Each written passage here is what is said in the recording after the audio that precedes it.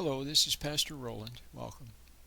I want to make a very short video today just to say hi, to mention a couple of basic things. Number one, if you heard me on my radio program, that's good. I talk about stress and how we're all stressed out because we're too reactive. See, we know that people of faith are not reactive because they have faith. People who have love, let's say patience. People who are patient are not reactive because they have patience. So if you have faith and you have love, see, what more do you need? Faith and love. You will thereby be protected from overreacting. And because you have love or patience, you won't become impatient with people. You won't judge them. See, you won't look down your nose upon them. And because you don't judge people, it's the difference between discerning and judging. Okay, discerning is okay. It's okay to discern error, to see that somebody's in error, for example, just to see that they're in error. Just remove the pinch of judgment, the pinch of resentment. Okay, so discerning is innocent. It's okay to discern somebody messing up. Just don't resent them for it. Okay? So if you went through life discerning, see, not looking for error, not looking everywhere and watching for people to mess up, no, but just going about your business, and then occasionally you see somebody making a mistake, then you wouldn't hate them for it, you wouldn't resent them for it. And on the other hand, and then you would have, and thereby, by having patience for others, you would then have patience for yourself. See, either you have patience or you don't. Either you have love or you don't. Okay? If you resent other people, you don't have any love. You don't have love. I'm sorry. If you resent your kids, you don't have love. You resent your partner, you don't have love. When you judge other people, okay, if you judge your husband, okay, if you judge men, you don't have love. You may make up for it. You have what appears to be love. You go out and serve everybody and do all kinds of wonderful things for people, and see, but it's all what? For what purpose? To make yourself look good. See, to convince yourself that you're a nice person because everybody says you're a nice person, and to get rid of guilt. The guilt for judging and resenting. So if you have patience, then you have patience for who? You have patience for your children, patience with your partner, patience for other people that you meet, and also patience for yourself. See, some people turn their hatred on themselves. They turn judgment on themselves. They turn resentment on themselves. See? So they don't have love. So if you want to have love, you want to have love for people, real love, not phony love. See, a lot of people have phony love because they resent others and then they serve out of the resentment. And other people can sense that the person who's being nice to them or doing for them, they sense the person is resentful underneath, or they sense that the person has some kind of an agenda. See, some kind of a self-serving. Remember Christ said, let not your right hand know what your left hand is doing? See? So when we do good, it should be out of the goodness of our heart, not for any purpose. Okay? You see someone who needs help and you help them. You see someone needs help and it's not your business or you can't help them, then you don't help them. Okay?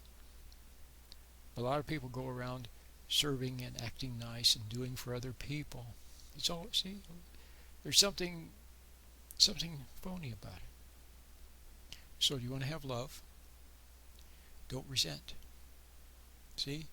If you want to have love, then don't hate. If you want to have love, don't judge. See how simple that is? Love doesn't mean you have to go out and do all kinds of things for people. It doesn't mean that at all. Most of what is done, the so-called wonderful things that people do, a lot of it is self-serving. For self-aggrandizement or to get rid of guilt. See, a lot of parents do too much for their kids. Why? Because they're guilty. The kid says, can I have an 8-year-old kid says, can I have an iPhone or smartphone? See, the wise parent will say no, but the guilty parent will say no angrily. Or the guilty parent is guilty for having abandoned the kids to the vile school system, or for not being there for the child, or for being impatient with the child. So the guilty parent then says, okay, see, and then also lets that iPhone then be a babysitter, and lets video games be a babysitter, see, to keep the child occupied because the parent is too impatient, see, and doesn't have time for the child. So you see, there's something phony about that. Kids see it. They see it. They know. See, that's why a lot of kids hate their parents. But you shouldn't hate your parents, kids. Don't hate your parents. But I'm just saying, if you have love, so how do you start to have love? First thing is maybe you see that you don't have love. Okay? You see that you don't have patience. You don't have patience. You resent other people. You don't have love. Okay? So if you don't have love, then how are you going to get love? Well, first thing you see is that you don't have it. That's honest. See, so now there's an honest moment, a real moment. You just see that you don't have it. You don't try to do anything about it. You don't try to roll up your sleeves and make yourself look wonderful. That would be just another ego way of trying to make yourself look good. Now we talked about faith. See, if you have faith, then you won't worry. Worry is a false faith. False faith when we constantly try to sit around and think about what can I do and how can I do this and what can I do and how am I going to do this and that and that. See, it's you're trying to control. You're trying to make things happen. It's your ego will, your will, trying to will things to work out. See, but when you're patient, a lot of times when people have faith, they honestly don't know how things are supposed to work out. They don't know, so they just watch and wait until they see what they should do, if anything. Sometimes things resolve themselves without you doing anything, which is a blow to our big ego, because we want to take credit for everything. Okay? So now do you see how simple it is to have patience, to have love, and to have faith? You stand back, get your ego out of the way, stop meddling in other people's lives, stop trying to put on a show for God or for anyone else. Just be a regular person and see that you don't have faith and you don't have love. That's honest. But that doesn't mean wallowing in it. See, some egos will see that they don't have faith or love. They see it, but then they resent seeing it. No. Just see it without resenting it. Just see plain and simple truth without resenting it. When you do that, then that means then you see that you have a need for God. Okay, you have a need for faith. You have a need for patience, and that need, without your getting your ego involved in trying to make it happen for yourself, that becomes a silent cry to God, who then will answer that true need. He will give you faith. He will give you patience. See, that's why the meditation is so important, because it helps to implement the process of being still, coming before God, actually, or at least coming back to reality and sitting still. See, we're always out huffing and puffing and trying to make things happen. If you could just sit still and meditate properly, then that stillness, that emptiness, see, that stillness, would that then, in the light of truth, see, you could then download something good from God's light of truth, which is always there. Okay, so it's very simple. The meditation is very simple. It's very Christian. It's very much in the tradition of some of the nicest people, the nicest Christian people. William Law, Madame Guyon, Francois Fenelon, St. Francis de Sales, Brother Lawrence, okay, people like that.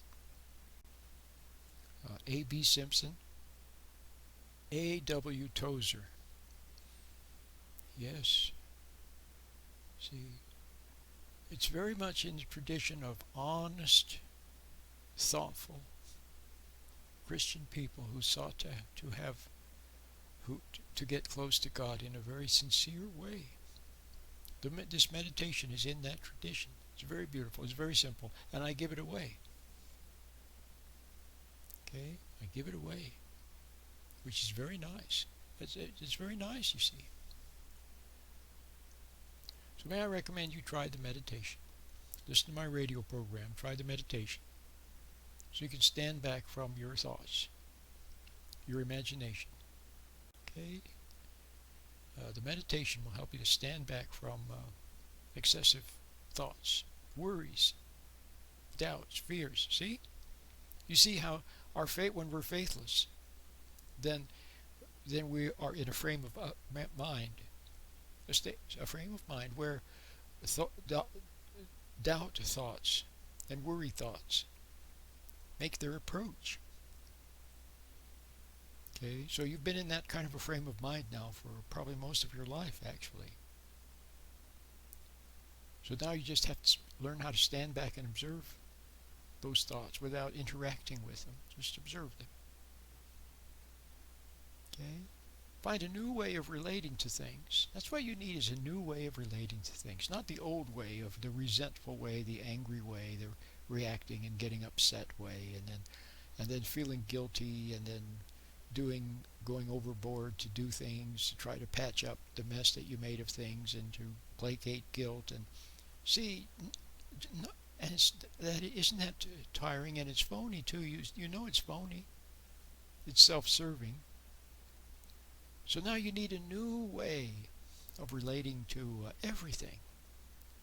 See, you tried it your way. Now why don't you try God's way? Okay. My name is Pastor Roland.